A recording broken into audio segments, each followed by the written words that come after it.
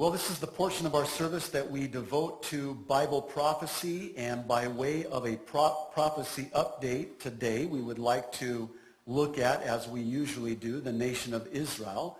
Again, we see Israel as the prophetic clock by which we know what time it is on God's clock. Now, today, for the update, I want to talk about something that has really been on my heart lately. It's become of grave concern lately, especially in recent months and most recently just in the last couple of weeks. And it has to do with the U.S.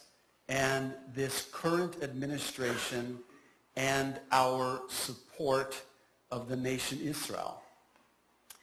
I think that we have all but removed what little support we had for Israel.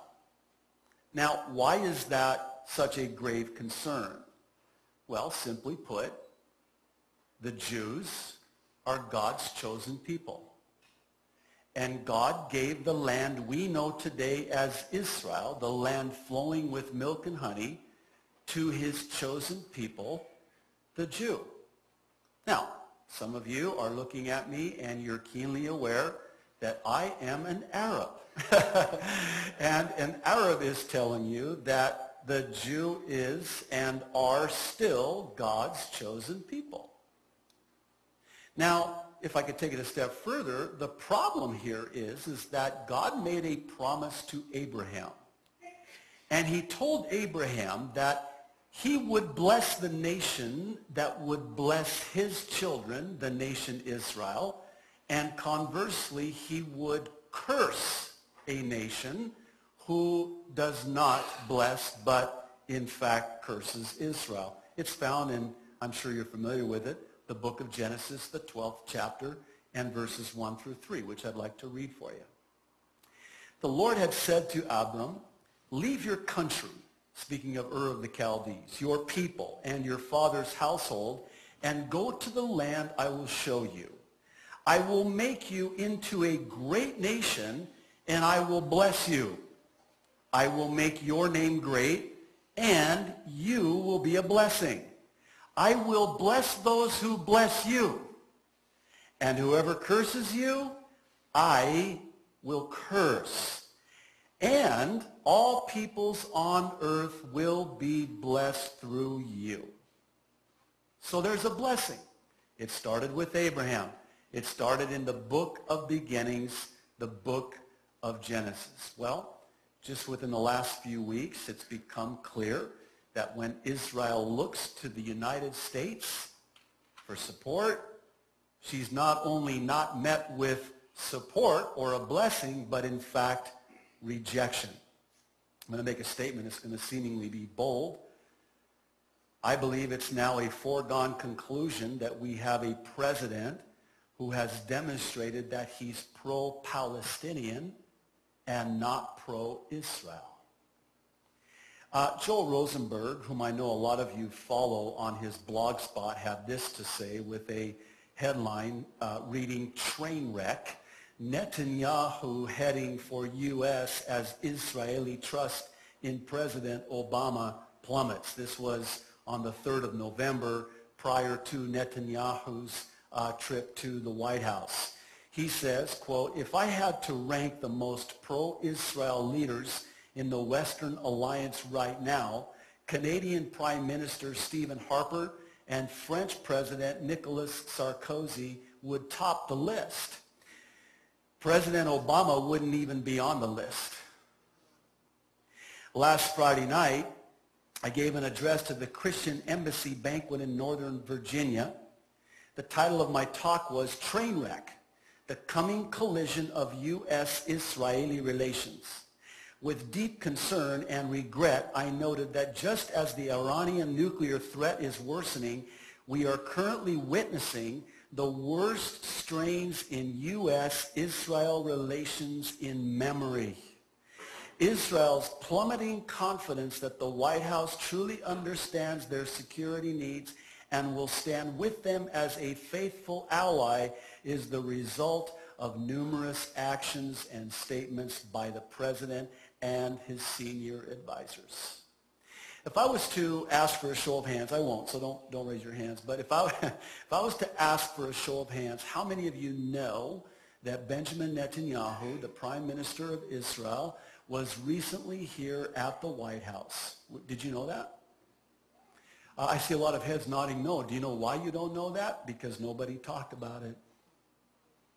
It is astonishing to me how silent the media has been, even Fox News. Amazingly. Netanyahu has just met with the President of the United States of America, and nobody knows what happened, save one from the Jerusalem Post, one Caroline Glick. I've really always appreciated her commentaries. She had this to say about the Netanyahu visit. Headline, Obama's failure, Netanyahu's opportunity. This is from the Jerusalem Post. Quote, once again, U.S. President Barack Obama has demonstrated his intention of putting light between America and Israel. His hostility towards Prime Minister Benjamin Netanyahu during the latter's visit to Washington this week was breathtaking. It isn't every day that you can see an American president leaving the prime minister of an allied government twisting in the wind for weeks before deciding to grant him an audience at the White House. It isn't every day that a visiting leader from a strategically vital U.S. ally is brought into the White House in an unmarked van in the middle of the night rather than greeted like a friend at the front door, is forbidden to have his picture taken with the president, is forced to leave the White House alone through a side exit, and is ordered to keep the contents of his meeting with the president secret. She goes on to say, the ironic thing about Obama's nastiness towards Netanyahu and his arrogant treatment of the American Jewish community is that while it has made him the first U.S. president to have no credibility among Israelis and has caused a 14% drop in his support among American Jews, it has failed utterly to earn him the trust of the Muslim world. Interesting. Let me connect some prophetic dots here and why this is so serious. See, if the U.S. turns her back on Israel, then God says, I will turn my back on the U.S. Can I say it this way? I think he has. I think he has. It's not because he doesn't want to bless us. It's that he can't bless us because to bless us, absent us blessing Israel, is to go against his word. And God cannot go against his word. Now, as far as connecting the prophetic dots, there is an explanation for this.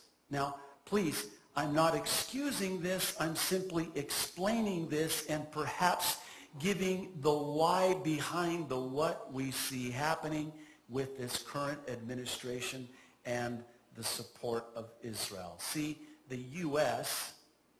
isn't even a player in the end-time prophetic program. I don't have chapter and verse to quote you because there's no chapter and verse that specifically speaks of the United States of America anywhere in the entirety of the pages of Holy Writ. Now, some Bible teachers suggest that the United States of America is actually mentioned collectively when the Bible talks in the context of prophecy about all the nations of the earth. And I want to talk about that in just a moment, so please put that in your hip pocket. So the first dot that I want to connect as to the why behind the what, explaining, not excusing what we're doing as a country in turning our backs on Israel, is that the U.S. isn't mentioned. Maybe that's why. It would surely fill in a few blanks, wouldn't it? You don't have to be the sharpest knife in the drawer to figure out that the United States of America